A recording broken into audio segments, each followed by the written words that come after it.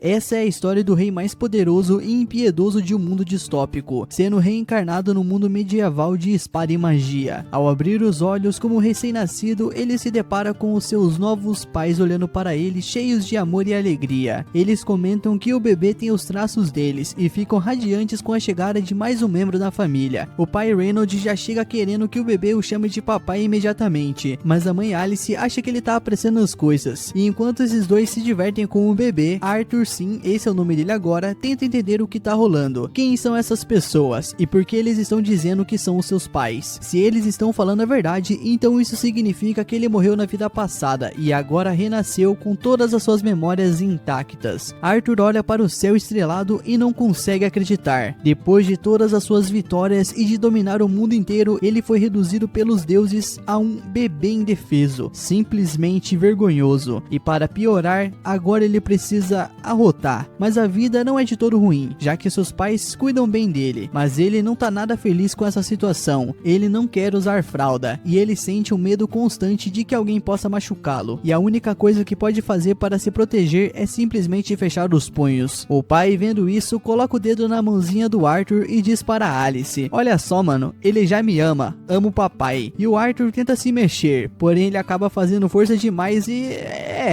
ele faz o totozinho dele. Agora a mãe dele tem que limpar a bagunça. A humilhação é tanta que Arthur quase chora de vergonha. Ele quer que esse pesadelo acabe logo, mas ele percebe que essa é sua nova realidade. E tentando ignorar essa vergonha, o Arthur percebe algo muito mais estranho. O pai dele usa magia, e não só isso, a sua mãe também. O pai fortalece o próprio corpo com magia, e a sua mãe usa feitiços de cura. O Arthur fica muito intrigado. Na sua vida passada não existia magia. Ele quer muito entender como isso funciona, mas sabe que para isso ele vai precisar crescer primeiro. Enquanto isso, o pai dele vai até a floresta, derrota uma fera mágica e depois recebe visitas de amigos. Sem ter muito o que fazer, o Arthur passa o tempo analisando tudo ao seu redor, porque conhecimento é poder em qualquer mundo. E quando seu pai volta da caçada, o Arthur começa a se perguntar se esse mundo permite que qualquer um tenha armas. Se sim, então o perigo lá fora deve ser muito grande. E se esse for o caso, ele precisa ficar forte rápido. Afinal, sobrevivência vem primeiro. E ele tem muitas perguntas sobre esse novo mundo, mas infelizmente ele ainda não consegue perguntar nada. Mas apesar de todas as suas frustrações, ele sente uma felicidade genuína. Afinal, agora ele tem momentos preciosos e fofos com os seus pais. Na sua vida passada, Arthur não tinha nem o luxo de dormir tranquilo. Todas as noites alguém tentava assassinar ele. Agora ele finalmente está experimentando a paz e começa a se acostumar com essa nova vida. Dias, semanas, talvez meses se passam e o Arthur aprende a engatinhar. E a primeira coisa que ele faz, ele corre pro espelho, pois ele precisa ver como tá a aparência do novo ele. E depois de se acostumar a se mover e ter um controle melhor dos membros, o Arthur começa a escapar do berço sempre que seus pais não estão por perto. O seu destino favorito é a biblioteca. Lá ele pega sempre um livro, determinado a entender melhor esse mundo. E é assim que descobre que o continente onde nasceu se chama Dican. Dican tem 3 reinos principais: Darvi, onde moram os anões; Elenoir, lar dos elfos do meio da floresta; e Seipen, o reino dos humanos, onde Arthur vive. E diferente do seu mundo anterior, onde qualquer um podia tomar o trono matando o rei, aqui a monarquia é hereditária. Com essas informações básicas sobre o mundo anotadas mentalmente, o Arthur muda o foco para algo muito mais interessante: a magia. Ele escolhe um livro sobre o assunto, o puxando de um jeito bem fofinho da prateleira. Enquanto folheia as páginas, o Arthur compara esse novo mundo ao seu antigo e reflete sobre como a tecnologia aqui é bem mais atrasada. Mas ele não quer saber de tecnologia agora, ele quer saber de poder. Segundo o livro, esse poder vem daquilo que se chama de mana, e tem umas regras bem estranhas. Apenas uma em cada 100 pessoas nasce com mana. Só existem 2 tipos de magia: a que aumenta capacidades físicas com mana e a que permite controlar e manejar mana externamente. Arthur lembra das habilidades da mãe e percebe que ela é uma conjuradora, e o livro explica que quem tem mana também possui um núcleo de mana, e que a maioria das pessoas só consegue usá-lo na puberdade. Quando dominam isso, elas se tornam magos de verdade. O Arthur acha tudo isso bem interessante, mas ele também sente um pouco de ceticismo. Ele já viu algo parecido antes, e com essa ideia na cabeça, ele começa a canalizar a sua energia pronto para tentar atingir um novo nível de poder. Até que Alice, a sua mãe, interrompe o momento. Ela simplesmente o levanta no colo, olhando bem de perto para ele. Nisso, Arthur já congela, achando que ela descobriu, mas logo a Alice descobre o motivo da cara de tensão dele. Ele se sujou todo. tudo, e o cheiro não nega não. E enquanto Alice leva o seu filho para trocar a fralda, ele encara o vazio, completamente devastado. Esse corpo é uma prisão. Ele jura para si mesmo que vai ficar mais forte no futuro e se livrar dessa humilhação. Enquanto isso, a Alice continua documentando cada detalhe da vida do filho, toda orgulhosa do progresso dele. Mas tem uma coisa que a incomoda: Arthur nunca sorriu para eles, e só de pensar nisso ela fica triste. Um tempo depois, Alice olha pela janela e vê o Ray ensinando o Arthur a usar uma espada. O Ray não poderia estar mais feliz com o avanço do filho e corre para contar à esposa, mas Alice não fica nada feliz. Aliás, ela fica furiosa. Ela pergunta se isso é sério, mano, ensinar o bebê deles a manejar uma espada. Nisso, Ray não entende a reação dela e ele acha que ela é muito complicada, mas Alice continua firme. O Arthur é muito novo para isso, e enquanto os dois discutem, Arthur observa atentamente e usa essa interação como um estudo prático sobre o casamento. Na cabeça dele, esse mundo pode muito bem ser governado por mulheres. Mais tarde, Alice leva o Arthur para o mercado e ele fica encantado com tudo. Cada objeto, cada mercadoria parece uma lição esperando para ser aprendida. Agora ele entende porque os bebês ficam olhando tudo como se já conhecessem o lugar. E o que mais prende a sua atenção são as coisas que não existiam no seu mundo anterior, especialmente a magia sendo usada livremente. Na volta para casa, o Arthur começa a ficar sonolento, mas antes de dormir, ele reflete sobre como a sua família tem sido incrível para ele. Chegando em casa, Alice o carrega até o quarto e no caminho comenta que ele é muito curioso, sempre fugindo da cama para ler ou prestando atenção em tudo no mercado, e ela aposta que ele puxou isso do pai dele. E ela então sorri ao pensar que o Arthur pode crescer com o mesmo espírito aventureiro do pai, mas no fundo ela espera que ele tenha uma vida mais tranquila. Naquela noite, o Arthur fica de olho no pai, que está praticando magia, e ele fica animado com a ideia de poder aprender diretamente com ele. Ray faz algumas pedras levitarem e Arthur já está pronto para observar cada detalhe, mas então algo inesperado acontece. Alice percebe a decepção de Arthur e tenta animá-lo. Calma, meu filho, ele só tá começando, fica de olho que vai valer a pena. E não é que valeu mesmo. O Ray então aumenta a intensidade da magia e de repente começa a mandar ver com umas técnicas bem avançadas. O Arthur fica empolgado e já começa a imaginar truques que ele mesmo poderia tentar, mas aí é hora de dormir. O Arthur se recusa a aceitar essa realidade cruel. No caminho para o quarto, ele vê um livro na estante e imediatamente aponta para ele, choramingando e se debatendo. E depois de uma dose generosa de carinha fofa nível bebê supremo, a Alice se rende. Tá bom, meu filho, só um pouquinho. E isso funcionou, como isso sempre funciona, ele pensou. Arthur então começa a ler, e enquanto isso ele recapitula tudo o que aprendeu até agora. Ele quer criar o seu próprio núcleo de mana, então começa a concentrar toda a energia do corpo em um único ponto. Ele se esforça ao máximo, sem perceber o tempo passando, até que de repente uma explosão sacode a casa inteira. Ray se joga na frente de Alice para protegê-la e acaba com as costas queimadas, mas quando percebe que Alice está bem, os dois se lembram de Arthur e saem correndo para dentro da casa, e é aí que eles têm o maior choque das suas vidas. O Arthur está flutuando no meio do ar. Eles ficam paralisados, sem conseguir acreditar no que estão vendo, mas antes que possam reagir, o teto começa a desabar. O Arthur, ainda um bebê indefeso, não consegue sair do caminho a tempo, mas Ray e Alice se jogam sobre ele e o protegem do desmoronamento. E quando tudo finalmente se acalma, os três começam a chorar juntos, e no meio das lágrimas, o Arthur percebe uma coisa: Alice e Ray estão dispostos a tudo para protegê-lo, e essa é uma sensação que ele nunca teve na sua vida passada.